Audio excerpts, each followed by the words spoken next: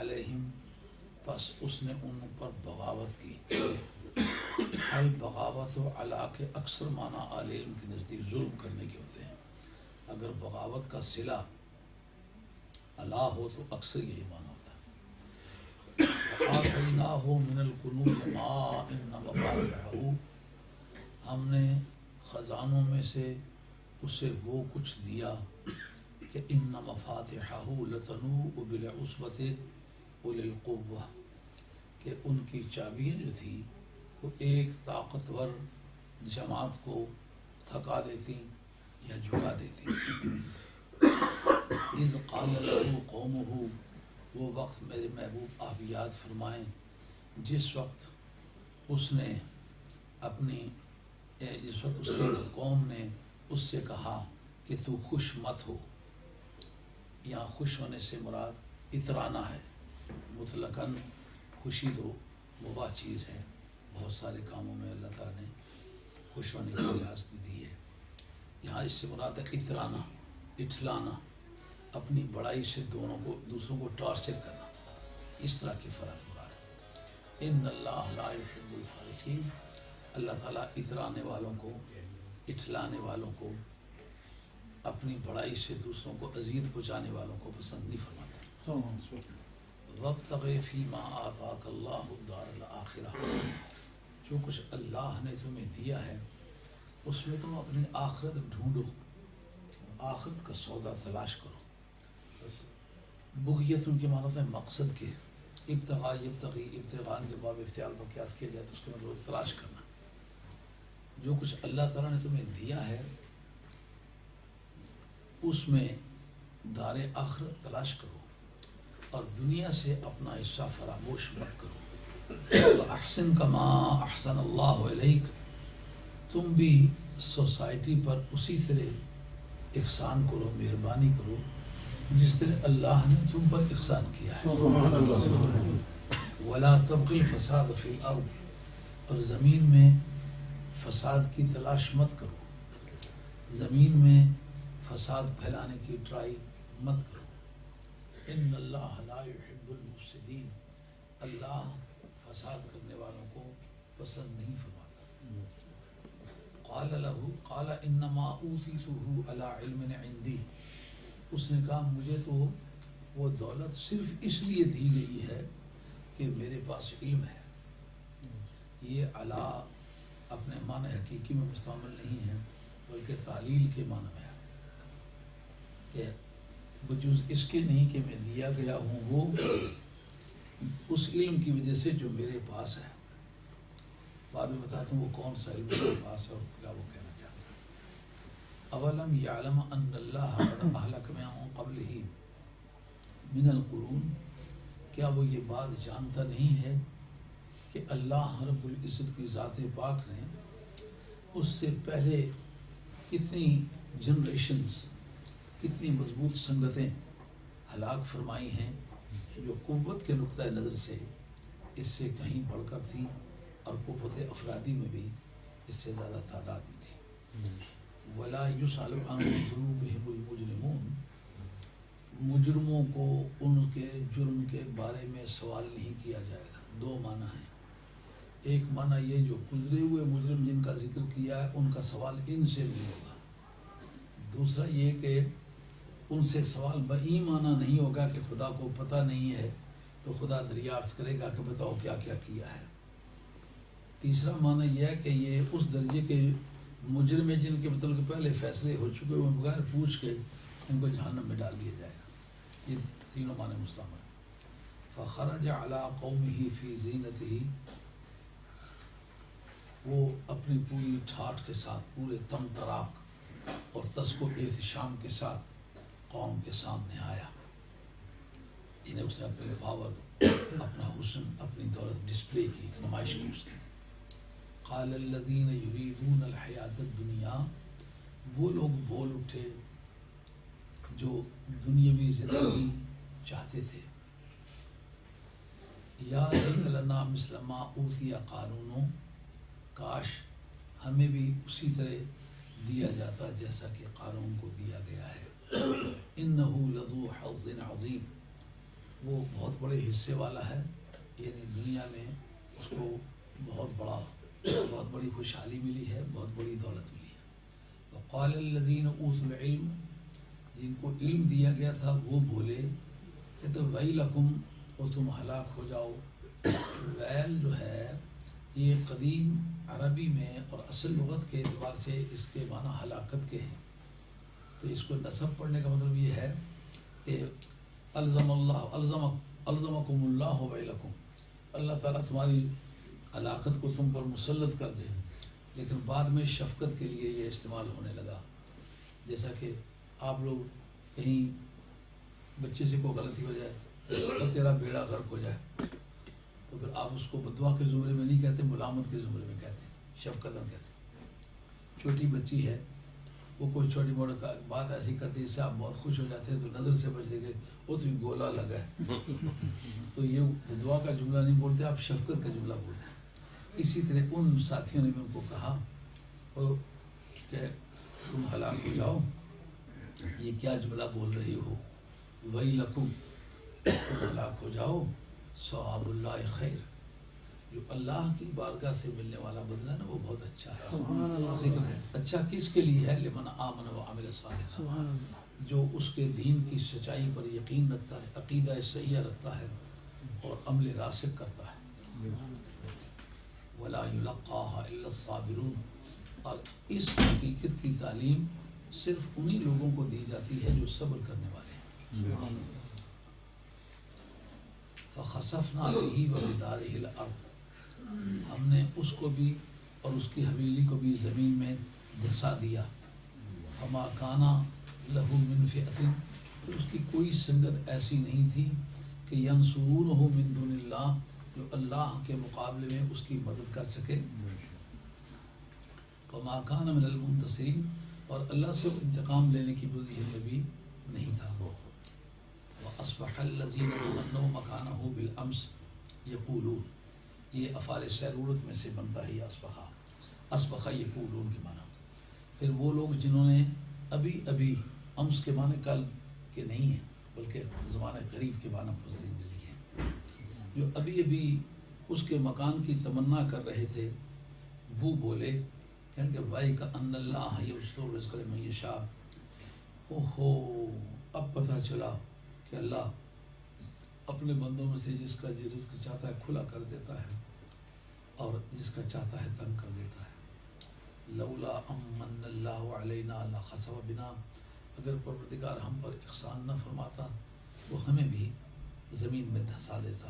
وَكَأَنَّهُ لَا يُفْلِحُ الْكَافِرُونَ، اوہو اب پتہ چلا کہ کافر نجات نہیں پانے والے۔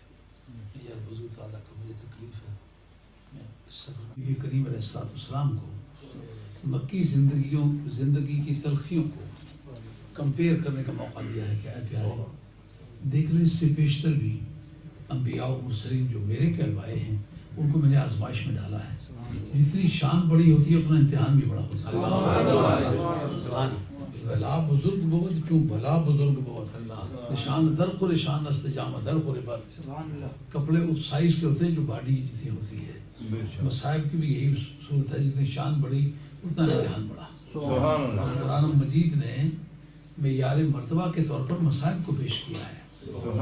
لا یستوی منکم من انفق من قبل الفتح وقاتل، جنہوں نے مکہ فتح ہونے سے قبل جانیں خرچ کیے ہیں یا مال خرچ کیے ہیں، ان کا مقابلہ آنے والی اقوام نہیں کر سکتی، اس لیے کہ ان کی مصیبتیں سب سے بڑھ گئی ہیں، اس لیے مرتبہ سب سے بڑھ گیا ہے۔ ان کے سامنے مستقبل بڑا تاریک نظر آ رہا تھا، تو انجام سے بے خبر ہو کر گویا آتش نمرود میں وہ کودے، اس لیے پھر آنے والے وقت جتنی بھی قربانیاں لوگ دیں گے ان کے سامنے مسلمانوں کا مستقبل خوشگوار ہوگا کہ آگے جو قربانیاں دے چکے ہیں ان کو اچھا انجام اللہ تعالیٰ نے عطا فرمایا، اس لیے ان کی مصیبت کا سائز بڑا بن گیا۔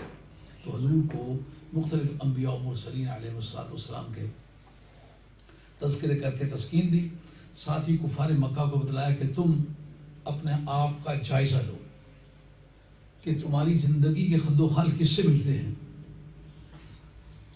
سامنے واقعہ ہے موسیٰ علیہ السلام کا اور فرعون کا، تمہاری بولی فرعون سے ملتی ہے، سرکار کی بولی موسیٰ علیہ السلام سے ملتی ہے. جو باتیں وہ کہتے تھے وہی باتیں یہ کہہ رہے ہیں. ان کے مقابلے میں فرعون جو باتیں کرتا تھا وہ تم کر رہے ہو. نتیجہ کیا ہوگا؟ جیسا موسیٰ علیہ السلام کو اللہ تبارک و تعالیٰ نے کامیابی عطا فرمائی تھی، اسی طریقے سے نبی پاک علیہ السلام کی کوششوں کو تاج کامیابی پہنایا جائے گا، اور ہم اسی طرح ذلیل ہو گئے جس طرح فرعون ذلیل ہوا تھا. یہ قانون قیاس ہے. یہ انبیاء علیہ السلام کا ذکر کیا. ان کڑیوں میں ایک کڑی یہ بھی ہے کہ منت کے گانگاں ہرگز نہ عالم کے بامن ہر جگہ آشنا کا ہے. بیگانوں سے وہ تکلیف نہیں پہنچی جو اپنوں سے پہنچی ہے. ہمارے پٹوار کے لوگ ایک مائی آئے خاص، وہ ایک شاعری ہے جو پوری دنیا میں کہیں نہیں پائی جاتی. پہلا مصرع صرف ربط کے لیے ہوتا ہے، اس کا معنی کچھ نہیں ہوتا. کولی وچ دئی مائیا تے جن ٹولا تد کی تھی این سجن کریں دے نہیں مائی. نعرہ تکبیر، نعرہ رسالت یا رسول اللہ. تو سرکار دو عالم علیہ السلام کو بہت ساری تلخیاں اپنے قریبی اقربا کی طرف سے پیش آئیں. اور پیارے، اس بارے میں بھی کوئی چندہ عذر خاطر ہونے کی ضرورت نہیں ہے. ان قارون کان من قوم موسیٰ، قارون جس کا نام ہے یہ موسیٰ علیہ السلام کی برادری کا تھا. میں نے کل اس کا شجرہ نسب بیان کیا تھا. یعنی قاہش حضرت موسیٰ علیہ السلام کے دادا تھے، یہی اس کے بھی دادا تھے.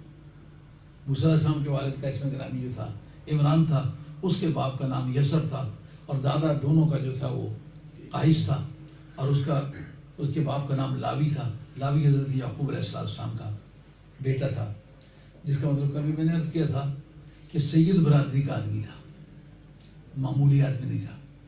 نسبی طور پر بھی اچھے نسب کا آدمی تھا. آگے علم کے مطلب بھی بات آ رہی ہے، پڑھا لکھا بھی تھا. یعنی ایسا کوالیفائڈ قسم کا بے ایمان تھا جس کی نہ کوئی حسب نسب میں فرق تھا نہ علم میں فرق تھا، پھر بھی ہدایت مقدر کی بات ہے. ہدایت دینے والا اللہ ہے. سبحان اللہ. کہا موسیٰ علیہ السلام کی برادری کا تھا.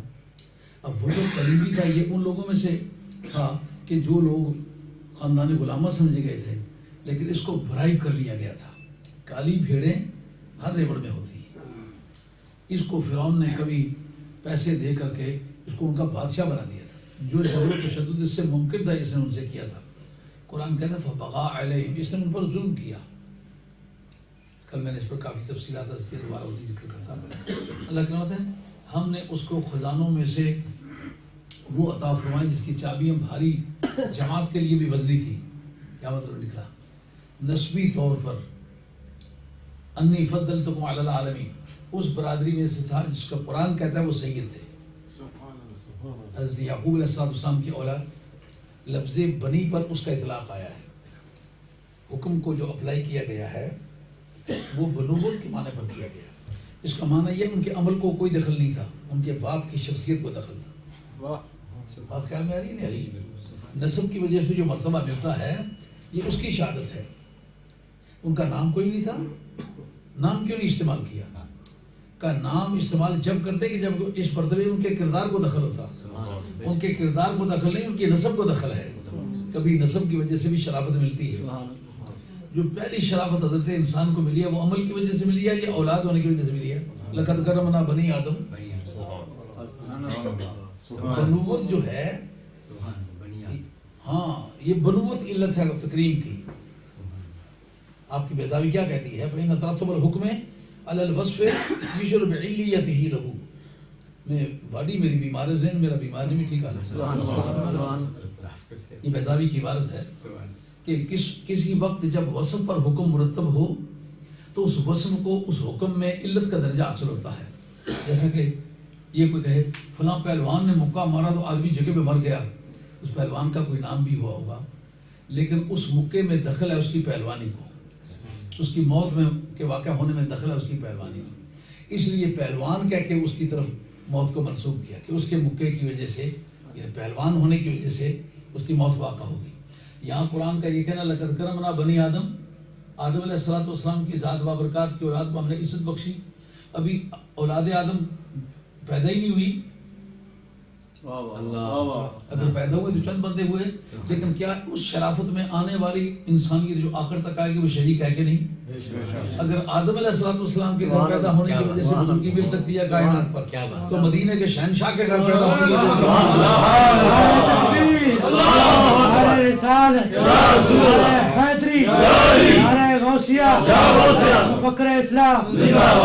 شامی میں حضرت امام صاحب کا مذہب مطالعہ فرمایا. حضرت امام صاحب کا مذہب ہے کہ انسان مسئلہ پوری کائنات میں سے شامی کے مطلب کے اندر موجود ہے. اور جو بیضاوی ہے اس جگہ کہ ان اللہ اصطفیٰ آدم و نوح و آل ابراہیم و آل عمران علی العالمین ذریۃ بعضھا من بعض، اس پہ کہ اللہ تبارک و تعالیٰ فرماتے ہیں کہ اللہ رب العزت نے حضرت آدم علیہ السلام کو چن لیا، نوح علیہ السلام کو چن لیا، اولاد ابراہیم کو چن لیا، اور اولاد عمران کو. وہ آل پر جو بحث ہوئی تھی نا برمنگھم میں، تو میں نے اس پر استدلال کیا تھا کہ آل کے حقیقی معنی اولاد ہے. اس جگہ تمام مفسرین بالاتفاق لکھیں گے کون مراد ہے. ان سے ان کے سسرال مراد ہے؟ نہیں. ان کے داماد مراد ہے؟ نہیں. کون مراد ہے؟ ان کے اولاد مراد ہے. تو اب اعلیٰ ابراہیم، اعلیٰ عمران، ابراہیم علیہ السلام تو پیغمبر ہوئے، آل عمران تو پیغمبر نہیں ہے بالاتفاق. ان کی اولاد کو کا سید تو ہے نا یعقوب علیہ السلام کا پوتا ہے، اس کی آل کو بھی ہم نے فضیلت عطا فرمائی. اگر عمران نبی نہ ہو کر کے بھی اس کی آل کو فضیلت مل سکتی ہے. ان اللہ اصطفیٰ آدم و نوح و آل ابراہیم و آل عمران علی العالمین، عالمین پر ان کو فضیلت عطا فرمائی. لیکن وہ کہیں گے کسی اور سبب سے.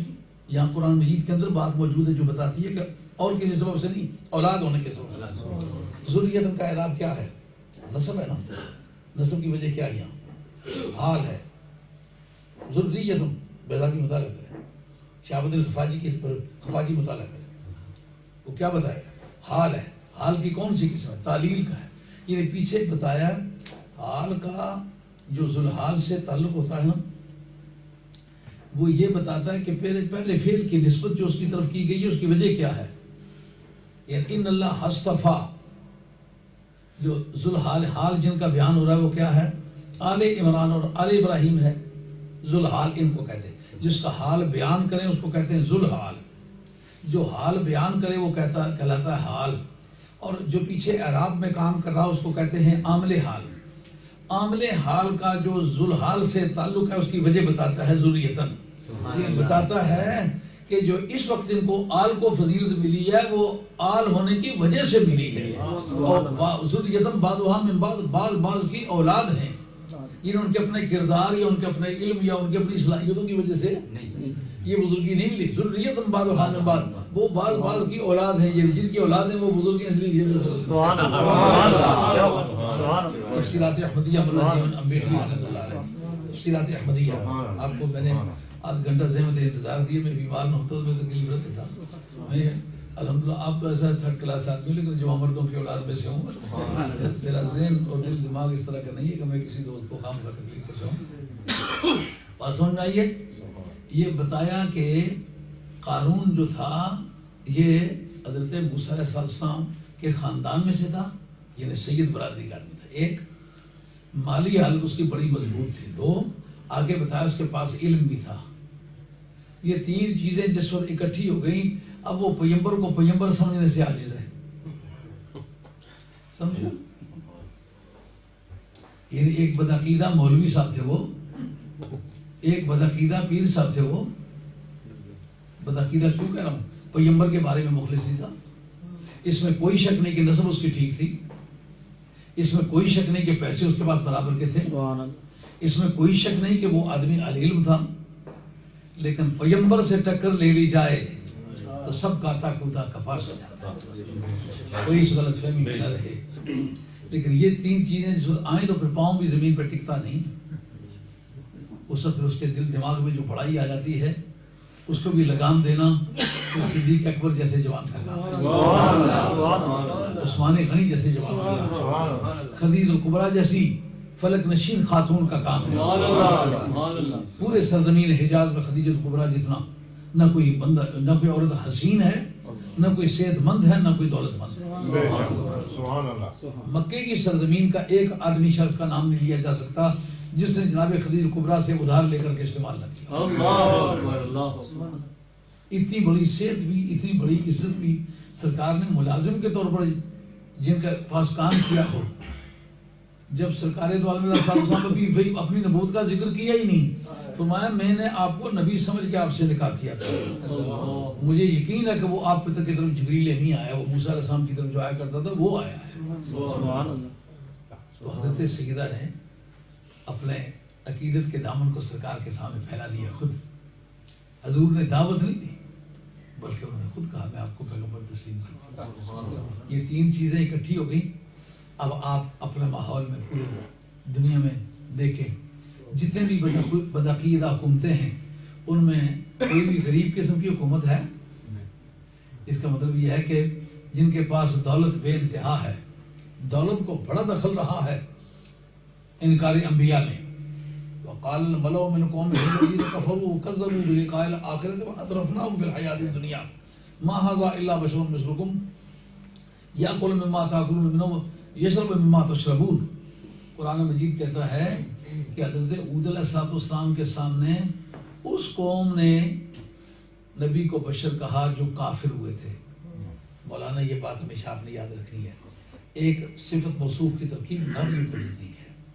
ایک صفت کا جملہ بولتے ہیں اصولی، وہ کہتے ہیں ہمارا مطلب اس صفت سے نہیں ہے جو نحویوں کے ہاتھ صفت موصوف کی ترکیب کہلاتی ہے، بلکہ جو ذات سے ہٹ کر ہو، خواہ وہ فعل ہو، خواہ وہ کوالٹی ہو، خواہ وہ عمل ہو، خواہ وہ سوچ ہو، وہ صفت ہے. تو اس جگہ کہا وقال الملأ من قومه الذين كفروا، پہلے کہا اس کی قوم کے لوگ تھے اور یہ کہا کہ وہ لوگ جو تھے وہ کافر تھے اور انہوں نے قیامت کا انکار کیا اور ہم نے ان کو دنیا میں خوشحال بنا دیا. اس کے بعد بتایا کیا کہا، کیا مطلب نکلا. وہ جو پہلے باقاعدہ بتا چکا اس کی اپلیکیشن بڑی مشکل ہے تو آدھی لائن ہے وہ، لیکن جب اس کو اپلائی کرو تو جان لگتی ہے اس وقت. یا وہ بیضاوی کے قول کے مطابق یہ وصف ہے، اور جو قول ہے نبی ہمارے جیسا بندہ ہے اس کی علت کیا ہے؟ اس کی علت یہ ہے کہ ایک تو وہ کافر تھے، کفر جب تک پہلے آ کر سینے میں بیٹھ نہ جائے نبی کے لیے بشریت کی بحث نہیں چلتی. نبی کے لیے بحث کے نبی کے لیے بشریت کے اعلانات کے ہمارے جیسا بندہ ہے. دوسرا یہ کہ کذبوا بلقاء الآخرہ، قیامت کے منکر تھے. جس کو پتا میں قیامت میں مالک الملک کے سامنے جا کے پیش ہونے والا ہوں، اس کے محبوب کے بارے میں وہ گھٹیا بات کر سکتا ہے؟ جو آپ سے ملنا چاہے وہ آپ کی اولاد کو برا کہہ کے پھر آپ کے سامنے مل سکتا ہے؟ تو اولاد کو تو اتنا پیار اولاد کے ساتھ تو نہیں ہوتا جتنا آپ کا اپنے محبوب کے ساتھ پیار ہے. وَأَطْرَفْنَاهُمْ فِي الْحَيَاةِ الدُّنْيَا، اور ہم نے ان کو دنیاوی زندگی میں خوشحال کیا تھا. معلوم ہوا دنیاوی دولت جو ہے یہ بھی نبی کے انکار کا ذریعہ ہے. وہ خوش نصیب انسان ہے جس کے پاس دولت بھی ہو اور نبی کی غلامی کا توقع. حضرت صدیق اکبر رضی اللہ تعالیٰ عنہ، علامہ جلد سیدی ان کے بدلے لکھتے ہیں کہ ایک مرتبہ ٹاٹ کا کرتا پہنا ہوا ہے تو ببول کے کانٹے یہاں سے گزارے ہوئے ہیں. تو جبریل امی آئے کہ یہ تو بڑا دولت مند آدمی تھا، پورے عرب میں بڑا امیر ترین آدمی تھا، تو یہ اس نے ببول کے کانٹے پہنے ہوئے ہیں کیوں؟ انہوں نے سرکار نے کہا کہ اس نے سارا مال مجھ پر خرچ کر دیا ہے. یہ کتاب الاقرار ہے مولانا. کتاب الاقرار میں جس سے وراثت وارثوں تک جاتی ہے، اسی طرح اقرار کا جو مفاد ہے وہ بھی آگے وارثوں کو جاتا ہے. جتنا مال حضرت صدیق اکبر رضی اللہ تعالیٰ عنہ کا ہے اس سارے کے بارے میں آپ کی اولاد دعویٰ کر سکتی ہے سرکار کے بارے میں کہ انہوں نے ہمارے باپ کا مال استعمال کیا، لہذا ہمیں ملنا چاہیے. جس وقت سرکار نے یہ کہا کہ اس نے سارا مال تو مجھ پر خرچ کیا ہے، اس نے اپنے اوپر تو کچھ نہیں خرچ کیا، اس وقت حضرت صدیق اکبر کا ایک جملہ ہے، پوری دنیا کے قانون دان اگر اس کو اپنا ترازو پہ تولے تو کوئی ترازو اس کو اٹھانے کی قوت میں نہیں ہے. حل انا و مالی الا لک یا رسول اللہ. جو لام کی بحث ہے کہ لام تملیغ کا ہے یا استحقاق کا ہے یا استعطاف کا ہے یا قسم کا، کون سا ہے؟ تو جس مال اس کے ساتھ قرینہ ہو تو پھر آپ کیا کرتے ہیں؟ اس کو تملیغ کا معنی ہے. یہ نہیں یا رسول اللہ میں اور میرا مال اس کا وارث اس کا مالک سوائے آپ کی ذات کے کوئی نہیں، نہ میں مالک ہوں، میرے بھی مالک ہے کیا مطلب؟ اگر میرے مر جانے کے بعد میری اولاد دعویٰ کرنا چاہے تو میں غلامی کا دعویٰ کیا، میں غلام ہوں. العبد وما فی یدہ کان لمولا ہو، غلام اور غلام کے پاس جو کچھ ہو، اس کی جو کمائی ہو، وہ ساری کی ساری مالک کی ہے. میں تو مالک ہی کہوں گا کہ ہو مالک ہی، یعنی معبود مہم میں نہیں میرا. اگر صدیق اکبر کہیں میں غلام ہوں تو مولوی صاحب کہیں میں حضور جیسا ہوں، تو پھر یہ حضرت صدیق اکبر کی جماعت کا آدمی ہے.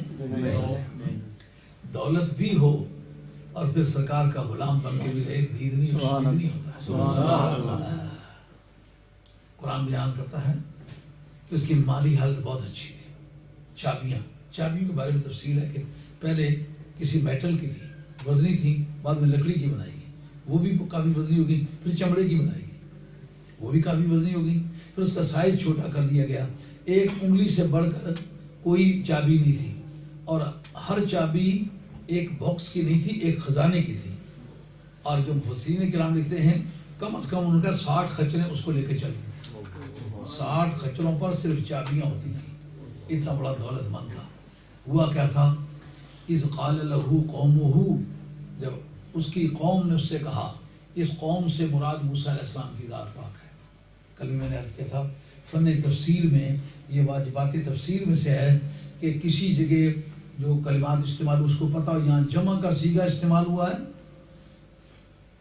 مگر واحد مراد ہے، یہاں واحد استعمال ہوا ہے مگر جمع مراد ہے، یہاں تثنیہ استعمال ہوا ہے مگر جمع مراد ہے، یہاں واحد استعمال ہوا ہے مگر تثنیہ مراد ہے. ان میں سے یہ بھی ہے. اس کی قوم نے اس سے کہا، قوم نے نہیں کہا، موسیٰ علیہ السلام نے کیا کہا کہ مت اترا. کس بات پہ اتراتا ہے؟ جو چیز صبح کے وقت اور طرح کی ہے، دوپہر کے وقت اور طرح کی، شام کے وقت اور طرح کی، اس پہ بھروسہ کیا کرنا؟ حسن والے حسن کا انجام دے، ڈوبتے سورج کو وقت شام سے. میاں صاحب رحمۃ اللہ جتنا قریب ہو کے یہ بات کہی ہے، دنیا کی بے سواتی اس مضمون کا نام ہے. شعر و شاعری کی زبان میں الحمدللہ میں نے مدثر شعر و شاعری بھی پڑھائی ہے، علم عروض بھی پڑھایا، اور باقی اس کے مضامین بھی پڑھائے. اور وہ اب اس کا منڈی میں کوئی اس کی ضرورت نہیں ہے نا. وہ اگر شعر و شاعری کی صنعتوں اور گفتگو ہو نا تو یہ جتنے نعتیں لکھنے والے ہیں، پڑھنے والے، سننے والے مولوی جناب پہلے ہی جملے میں رہ جائیں. میں نے وہ کبھی نعت خانوں سے جو نعت گو تھے نا، ان سے کبھی ملاقات ہوئی تو بات کی ہے نا، رہ جاتے ہیں. اپنے وقت میں سب سے اچھے نعت گو تھے اعظم چشتی. انہوں نے ایک جملہ کہا، یہ ایم ایل ایمسٹیڈ کی بات ہے کہ کالی زلف محبوب میرے دی جب لمبی رات ہجر دی. یہ زلف کی لمبائی اور سیاہی کے لیے بڑی خوبصورت تشبیہ ہے. 33 کلمات تشبیہ کے لیے استعمال ہوتے ہیں شعر و شاعری میں. ان میں سے یہ ایک جدائی کی رات کو زلف کی لمبائی سے تشبیہ دینا یہ عمدہ بات ہے. تو کالی زلف محبوب میرے دی جب لمبی رات ہجر دی. میں نے کہا اعظم صاحب یہ آپ کا جملہ جو ہے میں آپ سے پوچھنا چاہوں گا، اس سے مراد سرکار کی ظلم مراد ہے یا اور کسی کی ظلم آپ مراد لیتے ہیں؟ ان کا میرا نقطۂ نظر تو سرکار کی ذات کے ساتھ پہ ہے نہیں. میں نے کہا پھر یہ جملہ قابل اعتراض ہے. کس طرح؟ اور انتہائی خوبصورت ہے تاریخی طور پر. وہ کیسے کہ زلف کا لمبا ہونا، کالی زلف محبوب میرے دی یہ میں لمبی رات ہجر دی. میاں صاحب نے بھی اس کا ذکر کیا ہے. وہ فرماتے ہیں لمبی رات جدائی والی عاشق دکھیے پانے، قدر پچھانا نین اساڑے سکھیا قدر نہ جانے. لمبی رات جدائی والی گزرے سہ بریاں دی، وہ کون لے آوے خبر محمد سجنا دور گیا. کس طرح غلط، کس طرح؟ میں نے کہا اس طرح غلط ہے کہ تشبیہ کے 4 ارکان ہوتے ہیں. ایک مشبہ جس کو تشبیہ آپ دیتے ہیں، ایک وہ جس کے ساتھ تشبیہ دیتے مشبہ بھی، ایک وہ وجہ جس وجہ سے آپ تشبیہ دیتے ہیں، ایک حرف تشبیہ. یہ 4 ارکان تشبیہ کے. لیکن اس میں اصل مقصود کی بات وجہ شبہ ہوتی ہے. جیسے کالی رات سے تشبیہ دیے تو 2 وجہ شبہ ہوتی ہیں، اسے ایک لمبائی اور دوسرا سیاہی. قد سے کو تشبیہ دے سرو کے ساتھ، اس کا قد سرو کی مانند ہے تو اس کا یہ مطلب ہے کہ گول مٹول ہے. قد کی لمبائی کی وجہ سے وجہ شبہ یہاں لمبائی ہے. کہا کہ کہ قد میں نے مائیے دا لچکارے کھاندائی، اس کا مطلب وہ بڑا سمارٹ آدمی ہے اور اونچا لمبا ہے اور پتلا دبلا ہے. ایسا بھی ہو سکتا ہے موٹا بھی ہو لمبا بھی ہو، لیکن جو یہ کہے تو وجہ شبہ اس کا پتلا ہونا ہے اور لمبا ہونا ہے.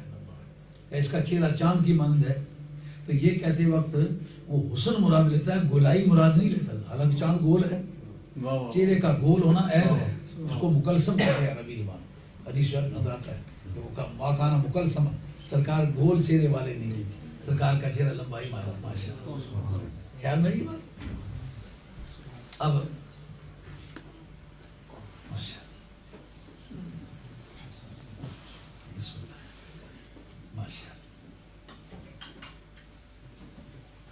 تو جس وقت چاند کے ساتھ تشبیہ دیں تو چہرے کا حسن مراد وجہ شبہ حسن ہوتی ہے، اس وقت وجہ شبہ گولائی نہیں ہوتی.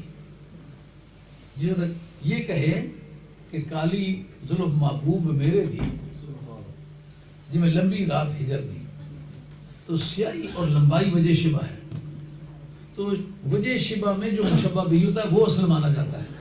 وہ کہتا ہے کسی کا چہرہ چاند کی مانند ہے، تو پھر آپ نے حسن کے اندر اصل مان لی. یہ ذرا ان کو گھٹنوں کی تکلیف کو ان کو بینچ دے دیں جہاں بیٹھ کے. اچھا بعض درویش کرسی نشین درویش ہوتے ہیں. ماضی میں اتنے بہانے بنائے نا، کوئی 50 بندہ اچھی کرسیاں پہ چڑھی گئی.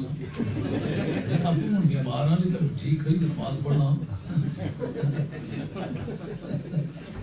تو جناب کو گٹھا دکھا، جناب کو کرسی منگنا، اصل تھلے بیٹھے ہو کرسی کالا گٹھا کتنا برکت والا اس نے سرا پر چاڑی ساری دنیا سیدہ نے کہنا کوئی بندہ چارپائی پر بیٹھا پیڑیاں پر بیٹھے. یہ جنہوں نے گٹھے دکھے وہ جناب اتنے شیر بڑی کہ اصل تھلے مسلے بیٹھے ہو پر بیٹھا. عرض کر رہا تھا وجہ شبہ میں مشبہ بہ سے ہوتا ہے.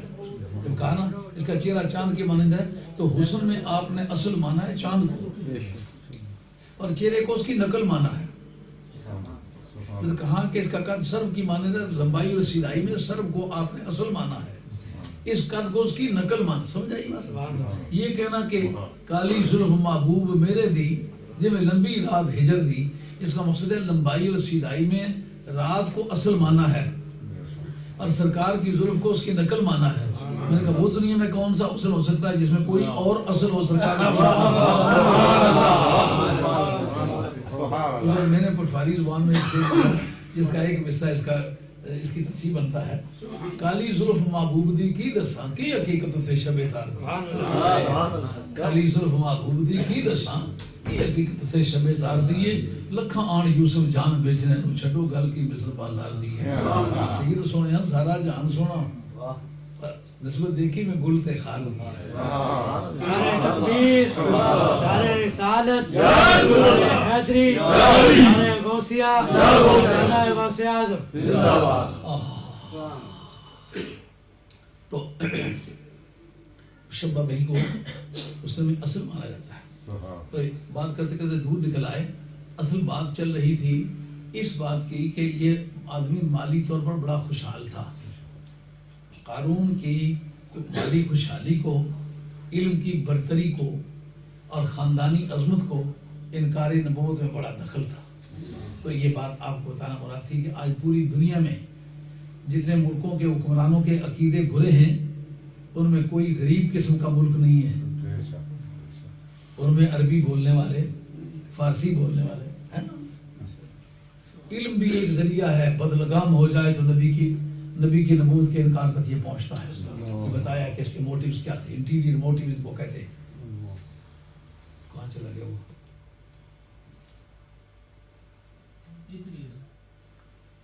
قانون دان جو بیٹھا وہ کہاں چلا گیا؟ یہ انٹیریئر موٹیو ہے کہ نبی کی نبوت کا انکار کیوں کرتا ہے، کا بہت پڑ گیا ہے. یہ انٹیریئر موٹیو ہے. یہ کیوں انکار کرتا ہے؟ بہت دولت آ گئی ہے. جس کے پاس علم آ جائے کوئی بندہ بن کے رہے، دولت آ جائے بندہ بن کے اس کو رہنا چاہیے، پہچاننا چاہیے میں کون ہوں، میرے علم کی حیثیت کیا ہے. نبی کے علم کے مقابلے میں کل امت کے علوم اور ساری باقی مخلوق کے علوم اس طرح جس طرح کہ سمندر کے کنارے بیٹھ کے چڑیا چونچ مارے پانی میں. یہ جو جبریل امین پیغام لے کے آتے ہیں لوگ سمجھتے ہیں شاید علم میں اصل جبریل امین ہے. جس وقت نمازیں فرض ہوئی ہیں جبریل امین بیچ میں تھے. فَأَوْحَىٰ إِلَىٰ عَبْدِهِ مَا أَوْحَىٰ. حضرت جبریل امین نے دخل تو دینا چاہا کیونکہ چسکا تو تھا نا جس وقت موسیٰ علیہ السلام سے بات ہو رہی تھی کہ ماتل کبھی یمین کا یا موسیٰ. وہ میں پٹوار کے رہنے والا پٹوار کی بات میری زبان سے کبھی نکل جاتی ہے. کھل گئی گل کوئی تور دیے چوٹیاں دی پر معراج دا راز و نیاز اور ہے. کھل گئی گل کوئی تور دیے چوٹیاں دی پر معراج دا راز و نیاز اور ہے. گئے عیسیٰ مسیح آسمان تے لا مکان والا خلا باز.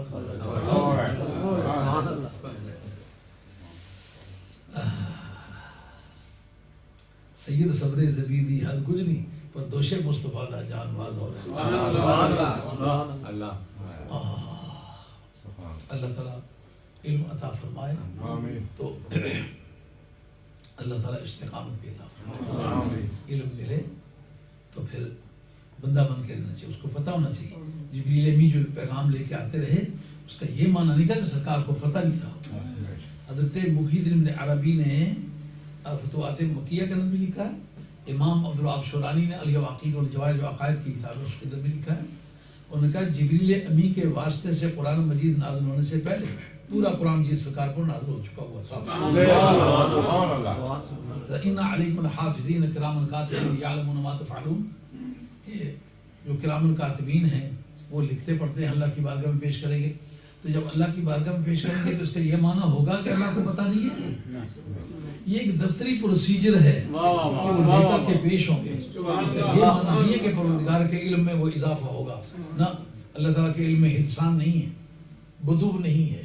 یہ علماء عقائد کی بولی علم سے ایسا نہیں کہ پہلے نہ ہوا ہو تو پھر ہو گیا ہو اچانک خیال آ گئے اس کو بدوت کہتے ہیں. نہ بدوت ہے نہ انسان ہے. اللہ کے علم میں یہ دونوں چیز نہیں پائی جاتی. اللہ تعالیٰ جان کے لائق ہے. ایسا نہیں کہ فرشتے نہیں لائے تو اللہ کو پتہ نہیں. اسی طرح جبریل امین نہیں لائے تو یہ نہیں کہ سرکار کو پتہ نہیں پتہ ہے. اب دیکھیں وہ سدرۃ المنتہا پر کھڑے ہیں نا. نمازیں جب فرض ہوئی ہیں عرش اولیٰ پر ہوئی ہیں. سوچ کے بتائیں ذرا. آپ کی بخاری کہتی ہے کتب سیاق کی احادیث کہتی ہیں کہ جبریل امین بیچ میں نہیں تھے. ادھر باتیں سنی بھی تھی نا طور کی. دل چاہتا تھا یہ بھی پتہ چلے کیا ہوا ہے. تو فَأَوْحَىٰ إِلَىٰ عَبْدِهِ مَا أَوْحَىٰ. اگر اس کا پٹواری زبان میں آسان ترجمہ کیا جائے پنجابی میں وہ چھٹ یار جی گل سا کی تھی جبریل امین کو پتہ نہیں. اور ایک قاعدہ آپ کے جو علم عقیدہ کا ہے کیا پوری دنیا کے بدعقیدہ بھی اس پر متفق ہے کہ نبی کے علم پر امتی کو سبقت نہیں حاصل ہو سکتی. بدعقیدہ لوگوں نے لکھا ہے عمل میں تو بعض لوگ امتی نبی پر سبقت. ہمارا یہ عقیدہ نہیں ہے. ہم کہتے ہیں عمل میں بھی کوئی نبی پر سبقت نہیں لیا سکتا. لیکن دوسرے عقیدے کو علماء نے لکھا ہے. ہم ریکارڈ یہ بات موجود ہے ضرورت پڑے تو پیش کر سکتے ہیں. عمل میں تو بعض وقت امتی نبی سے سبقت لے جاتا ہے لیکن علم میں نبی کو سبقت ہوتی ہے. اس کا مطلب امتی کا علم نبی سے کم ہوتا ہے. بتاؤ جبریل امین سرکار کے امتی ہیں کہ نہیں؟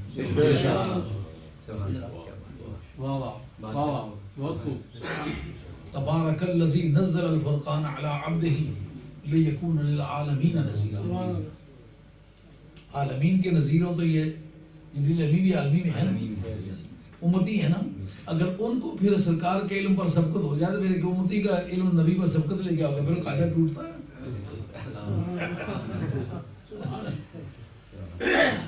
اس کے تین چیزیں ملی ہیں. ایک نسبی برتری ان قارون کان من قوم موسیٰ.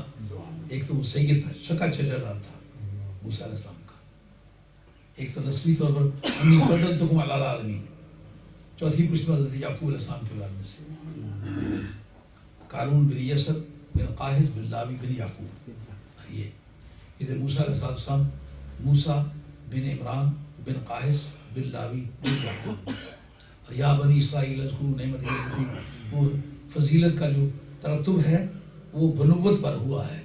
معلوم کم عمل کو اس میں کوئی دخل نہیں تھا، ان کی اولاد ہونے کو دخل تھا، جو ان کے خاندان میں پیدا جو اس بلڈ کا آدمی وہ اس سیادت میں شریک تھا، تو اس کی نسبی برتری آگے علم کے بارے میں آتا ہے کہ وہ علم بھی رکھتا تھا، علمی برتری، اور پھر وَآتَيْنَاهُ مِنَ الْكُنُوزِ مَا إِنَّ مَفَاتِحَهُ لَتَنُوءُ بِالْعُصْبَةِ أُولِي الْقُوَّةِ، ہم نے اس کو مال بھی اتنا دیا کہ اس کی چابیاں پوری جماعت اٹھا کے نہیں چل سکتی۔ اس وقت آپ کی سمجھ میں کوئی بات آ رہی ہے کہ نہیں؟ اس وقت جو آدمی ملک کے اندر گدھے پر سوار ہونے کی بھی توفیق نہیں، دو دو تین تین گاڑیاں رکھی ہوئی ہیں، اور جب کوئی پاکستان سے کوئی بندہ آدمی پاؤ پاؤ بھر کے آنکھیں نکال کے دیکھتا ہے، اس کو یہ نہیں پتا کہ میں اس وقت اپنی دادی کے بندے بیچ کے تو کرایہ بنایا تھا۔ خدا کا خوف کرنا چاہیے، تخت شاہی بھی مل جائے۔ یوسف علیہ السلام اللہ کی بارگاہ میں شکر گزار ہوتے تھے اور جیل خانے کو دیکھنے کے لیے جایا کرتے تھے۔ کبھی بھی اس جیل خانے میں تھا، اللہ تعالیٰ نے مجھے بغیر محنت کے یہاں سے نکال کے تخت شاہی تھا۔ جو بندگان خدا ہوتے ہیں نا، سلیمان علیہ السلام کے مطلب قرآن مجید نے نہیں کہا تھا اذا اطرا ولا وادن ولا قال دون یا ایھا النمل ادخلوا مساکنکم لا یختمنکم سلیمان وجنودہ وهم لا یشعرون۔ فرعون بندوں کو رگڑتا چلا جا رہا ہے، سلیمان علیہ السلام چونٹی پر بھی پاؤں نہیں رکھنا چاہتا۔ چونٹی کہتی ہے کیسے ہو سکتا ہے کہ سلیمان جان بوجھ کے مجھے کچلے، ایسا کہ دھیان نہیں ہوگا، اطلاع نہیں ہوگی تو وہ مجھے ہمیں کسی کو مار ڈالے تو الگ بات ہے۔ سمجھے ہو؟ جس کا خدا کی ذات پر یقین ہے، قیامت میں حاضری پر یقین ہے، اس کے دل میں جو خوف ہوتا ہے وہ اس طرح کوئی چونٹی سے بھی جبر نہیں کر سکتا۔ جس کو قیامت کا یقین نہیں، خدا کا یقین نہیں، وہ آدمی بندوں کو بھی قتل کرتا جاتا ہے تو اسے پرواہ نہیں ہوتی۔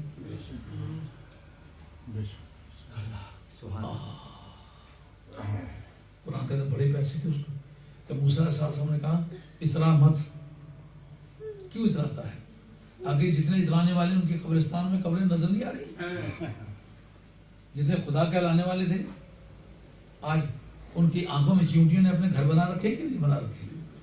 عبرت نہیں حاصل کرتے ہو؟ وَابْتَغِ فِيمَا آتَاكَ اللَّهُ دَارَ الْآخِرَةَ، جو کچھ اللہ تعالیٰ نے تمہیں دیا نا اس میں سے قیامت کا راستہ تلاش کرو۔ دھیان کریں گے آپ، یعنی تمہیں روپیہ پیسہ دیا ہے، اللہ کے بندے یہ روپیہ پیسہ بے قیمت چیز نہیں ہے، اس کے ذریعے سے قیامت خریدی جا سکتی ہے۔ دنیا مزرعۃ الآخرہ، یہ دنیا قیامت کی کھیتی ہے۔ اگر بد کنی چشم نیکی مدار کہ ہرگز نہ یارد گزن نور بار۔ سادی مرحوم نصیحت کا امام ہے، وہ کہتے ہیں کہ تو اگر بد کنی چشم نیکی مدار، برائی کرتا ہے نا تو نیکی کا بدلہ لینے کی امید مت کر، کہ اگر کانٹے بوئے گا تو انگور تو نہیں پیدا ہوں گے۔ اگر ببول کے درخت لگائے تو کہ اللہ جڑی کرسی انشاءاللہ انگور نہ لگ سن، اتنے کنڈے پہ رہنا ہے انگور نہیں لگ سن۔ تو قرآن مجید نے یہ بتایا کہ اے قارون، تجھے اللہ نے پیسے دیے ہیں، ان سے مسجدیں بنا، ان سے دینی مدرسے بنا، ان سے یتیموں کی مدد کر، ان سے بیوگان کے آڑے آ، ان سے بیماروں، پریشانوں، حالوں اور اپاہجوں، لولے لنگڑے لوگوں کی مدد کر۔ یہ پیسہ بڑی قیمتی چیز ہے، اس کو اللہ تعالیٰ کی خوشنودی اس کے ذریعے سے حاصل کی جا سکتی ہے۔ کیسا خوبصورت جملہ ہے، جو کچھ اللہ تعالیٰ نے تمہیں دیا نا اس میں سے قیامت تلاش کرو۔ یہ شرابیں پینے کے لیے پیسے نہیں ہیں، عیاشی اور فحاشی کے لیے، لوگوں کی بیٹیوں کو بھگانے کے لیے، ڈرگز پینے کے لیے، ڈرگ بیچنے کے لیے یہ پیسے نہیں ہیں۔ یہ اللہ تعالیٰ کی نعمت ہے، اس کا ٹھیک ٹھکانے پر استعمال کرو جہاں سے کوئی نتیجہ لائے۔ آقا والا تنس نصیبک من الدنیا، جو تمہیں دنیا میں چاہیے نا، قوت لا یموت، کھانے پینے رہنے سہنے کے لیے، وہ تو ضرور استعمال کر۔ یہ تو پیسہ دیا ہے، اس سے منع نہیں کرتے۔ بیوی کو اچھے کپڑے پہنا، دیدہ زیب کپڑے ہوں، ایسا نہ کہ لوگوں کی بہو بیٹیوں کی طرف دیکھتا پھرے، اپنی بیوی کو سنوار کے رکھو۔ حضور نے فرمایا اپنے آل اولاد اور بیوی بچوں پر جو خرچ کرتا ہے، یہ اس نے ڈیوٹی بھی کی ہے اور یہ صدقہ بھی کیا ہے۔ مثلا بیوی کو لا کے کپڑوں کا جوڑا دیا ہے، بچوں کو کپڑے لا کے دیے ہیں، یہ صدقے والے ترازو میں بھی تلیں گے اور ڈیوٹی والے ترازو میں بھی، دونوں سوال ملیں گے. سرکار نے ہو رہا ہے حضور فانا خیرکم بعلی، تم ساری سوسائٹی کے مقابلے میں اپنے بیوی بچوں کے ساتھ زیادہ اچھا سلوک کرنا. ہم نے یو کے میں یہ بڑی بیماری دیکھی ہے، جس کی وجہ سے چاچے تائے مامے ماسی پہ رشتہ چاہیے تھا نا، یہ سمجھا میں بڑا نواب صاحب بڑی گیا جناب، اٹھنے بھی مار تھے بیٹھنے بھی مار. ظلم کسی کے ساتھ نہ کرو، بد نہ بولے زیر گردوں گر کوئی میری سنے، یہ ہے گنبد کی صدا، جیسی کہے ویسی سنے.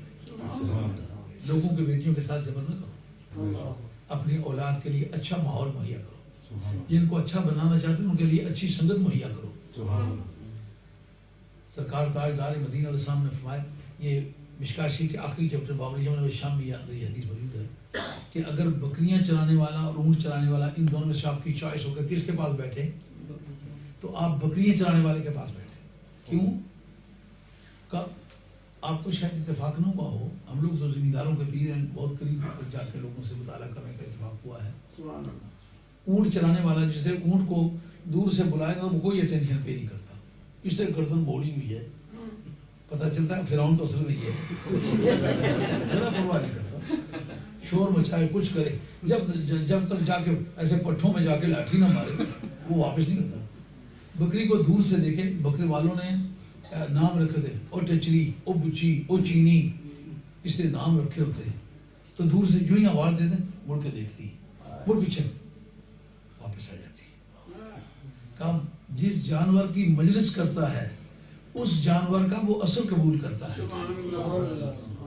اصل ایک سیدوں نے سے پیڑی جی گھوڑی رکھی ہوئی سی نے، وہ آپ بھی ٹریا کرو دوسرا طرح پیڑے پیڑے ٹریا. اب لوگ زمیندار ہیں، پتہ نہیں مانیں گے کہ نہیں مانیں گے. جو گٹھیا قسم کے چار پایوں کے ساتھ ہل چلاتا ہے نا، کہتا جی کرسی تمی صاحب ہے نا ٹوٹ. جس جانور کی مجلس میں رہے اس جانور کا اثر قبول کرتا ہے. آپ اپنی اولاد کو نیک دیکھنا چاہتے ہیں، کسی درویش سے واسطہ ڈالیں، سبحان اللہ، کسی اعلی دل سے ان کو بٹھائیں، سبحان اللہ. محلے میں کوئی اچھی بچیاں ہیں، نیک ہیں، طالب ہیں، پردہ دار ہیں، نمازی ہیں، ان کے ساتھ ان کا سہیلپن بناؤ. جو نیک قسم کے بچے ہیں ان کو پاس بلاؤ، خود ان کے پاس جاؤ. ان سردوں کو مت اٹھاؤ جو پردے کے لیے ضروری ہیں، ان سے تجاوز نہیں کرنا. لیکن نیک بنانا چاہتے ہو نیک ماحول مہیا کرو. جب تک نیک ماحول مہیا نہیں کرو گے، ڈرگیوں کے پاس بیٹھے گا تو وہ چاہو گے یہ تہجد پڑھنے جایا کرے گا، رات کو 2 بجے تک نہیں آتا. ماں کچھ نہیں پتر کو وہ الو نے پٹھیا تو گیا سے کروں دے پڑھنا لتا دو یا مغز دوڑا ٹھیک ٹھاک آ تو ہی کیا نہیں پتا تو کتا گیا سے. لیکن وہ ڈراتا ہے ماں باپ کو کہ مجھ سے یہ تفصیل ہی نہ پوچھیں کہ کہاں گئے ہوئے تھے، کیا کیا ہے. اچھی سنگت مہیا کرو گے، جیسے یہاں بیٹھے ہوئے نا، اب میں ہر آدمی کے ساتھ الگ الگ نہیں رہتا، لیکن یہ میری تعلیمات اس کے ساتھ رہے گی. اچھا ماحول مہیا کرو. اس کو نبی کریم علیہ السلام یہ کیا خوبصورت تعلیمات ہے. سابقہ انبیاء کے پاس جتنا بھی مٹیریل تھا وہ اس قرآن مجید نے بیان کیا. کہ دنیا میں جو تمہارا حصہ ہے نا اس کو تم مت فراموش کرو. وہ تم اپنے لیے مکان ہے، دکان ہے، سامان ہے، خوراک ہے، پوشاک ہے، بچوں کا ناشتہ ہے، دوپہر کا کھانا ہے، شام کا کھانا ہے، عید کی خوشی کے کپڑے ہیں، کسی شادی بیاہ پر اچھے کپڑے پہن، یہ تمہارا دنیاوی طور پر حصہ ہے، یہ مباح ہے، یہ کرو. اپنے بیوی بچوں کو دوسروں کے مقابلے میں گرا کے رکھنا یہ ذلت کا ذریعہ ہے. ان کو اس عیاشی کی بھی اجازت نہیں دینا کہ جو ضرورت سے اتنے زیادہ ہیں کہ سوائے آوارگی کے کچھ مطلب نکلے. جا کرسی تک کی ادھر وہ کینچی پہ ادھر نکلی تو ہم نے دیکھو ایک ویسا خراب کر سکتی کہ نہیں پیرو آج کل فیشن. یاد رکھیں فیشن کی بنیاد پر کبھی آپ نے غور نہیں کیا ہوگا. آپ کے ذاتی طبع کے لیے میں نے جو تحقیق کی ہے، پتہ نہیں آپ اتفاق کریں گے ہی، فیشن کی بنیاد نفرت ہے. نفرت کی وجہ سے فیشن. کس طرح؟ ایک امیر آدمی وہ پانچے کھلے رکھتا ہے، جب دیکھتا ہے غریب بھی اس کی طرح پانچے بنا لیں وہ تنگ کر لیتا ہے. اچھا اب غریب کے لیے کھلے سے تنگ کرنے سے چانس ہے، تنگ سے کھلے کرنے کا چانس تو نہیں ہے.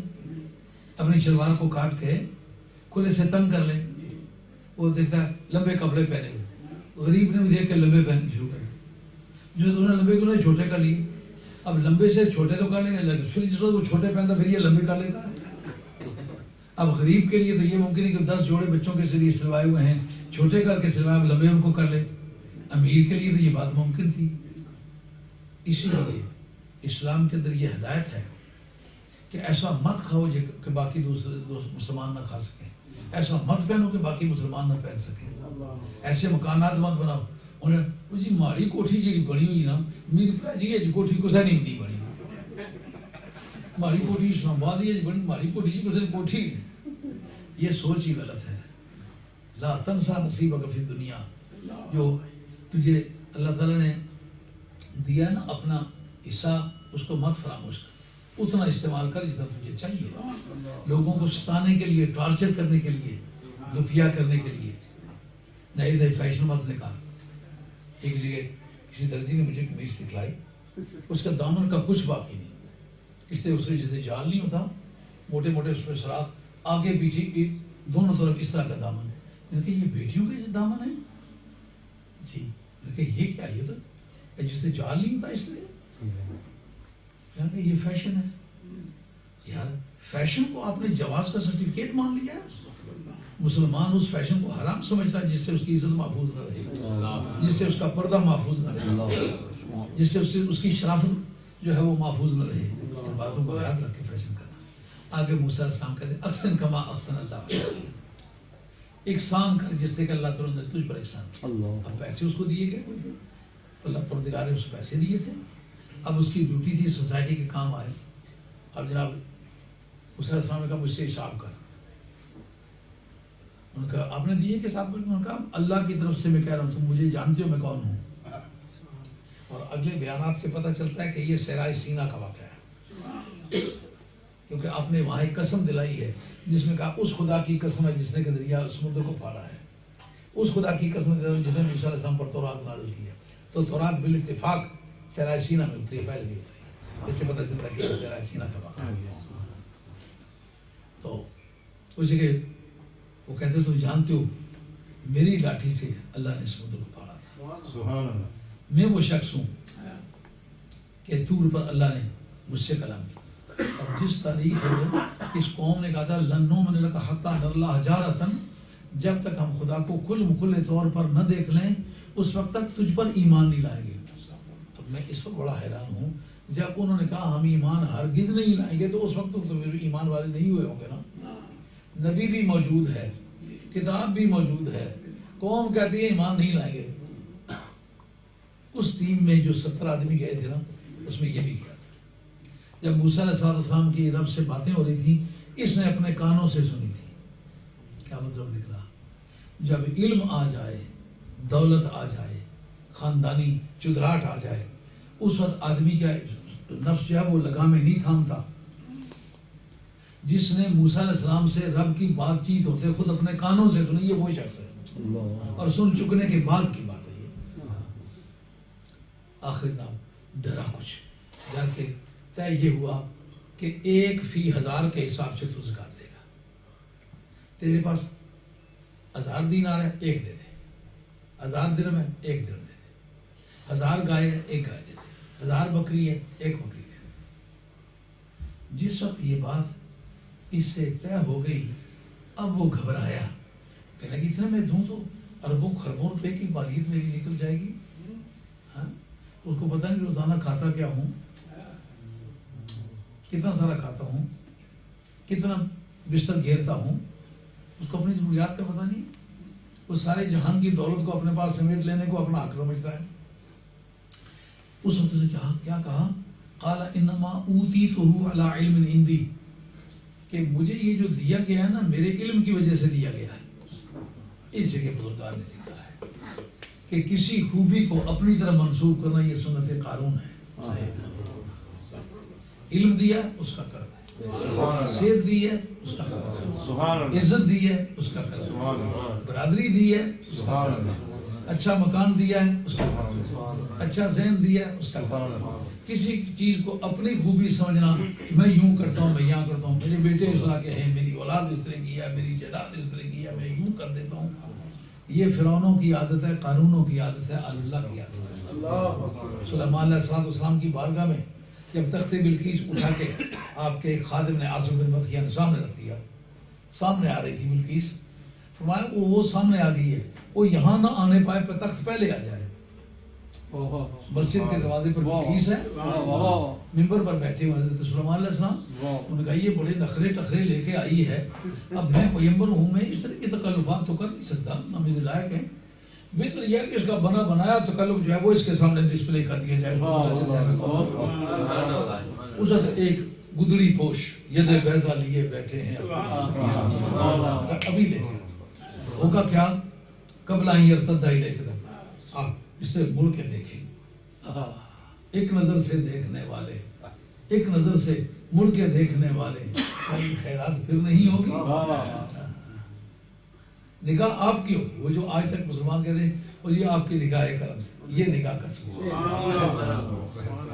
نگاہ آپ سے اٹھا کے لانے کا کام میں کروں، سامنے لا کے رکھی، جو رکھا کا حاضہ من فضل ربی، یہ جو یمن سے تخت اٹھایا 40 گز لمبا، 40 گز چوڑا، 40 مربع گز، 7 کوٹھریوں میں بند۔ حضرت عاصم بن برقیہ نے یہ نہیں کہا کہ ٹرک کتنے چاہیے، بندے کتنے چاہیے، ڈرائیور کتنے ہونے، پیٹرول کتنا خرچ ہوگا، انہوں نے کہا نہیں، مرد نگاہ کرم آپ کی نگاہ کرم ہوگی، میں لے آؤں۔ 7 کوٹھریوں میں سے 40 مربع گز تخت توڑے بغیر نکالا کس طرح، اسی کے